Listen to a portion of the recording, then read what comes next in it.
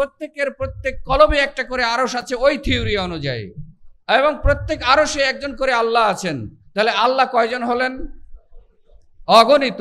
তাহলে আমরা যে প্রতিদিন বলছি ওয়াহদাহু লা শারীকা লাহ, মুখে বলছি যে আল্লাহ এক, তার কোনো অংশীদার নেই, কিন্তু বাস্তবে বলছি যে না, আল্লাহ অনেক। নাউযুবিল্লাহি মিন যালিক। আল্লাহ সব জায়গায় আছেন, স্বসত্তায় সর্বত্র বিরাজমান আছেন। এটা হচ্ছে আপনার তৃতীয় আরেকটি ঈমান নষ্টের বড় ছিদ্র। তিনি তো সেই যিনি খোদা হয়ে আরশে ছিলেন আর মুস্তাফা হয়ে আসলেন মদিনায়। এই বিশ্বাস যদি কেউ করেন তাহলে রেসালাতে মুহাম্মাদের প্রতি আপনার কোনো ঈমান থাকবে না। মানবীয় গুণাবলী থেকে আজকে আমরা আকীদা, বিশ্বাসে ভ্রান্ত আকীদায় এমন পর্যায়ে নিয়ে গেছি, তাকে মানুষ থেকে রবের পর্যায়ে নিয়ে গেছি। ঈসা আলাইহিস সালামকে আল্লাহর সন্তান বলে বলেছিল, দাবি করেছিল।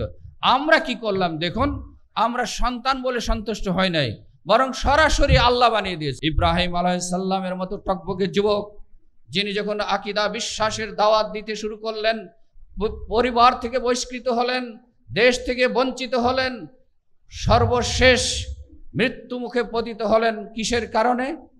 এই আকীদা এবং বিশ্বাস শশীর থাকার কারণে। আমাদের ঈমান কি বলেন দেখি? স্রষ্টা কেউ আছেন? রব কেউ আছেন? ইলাহ কেউ আছেন? তার নাম হচ্ছেন আল্লাহ।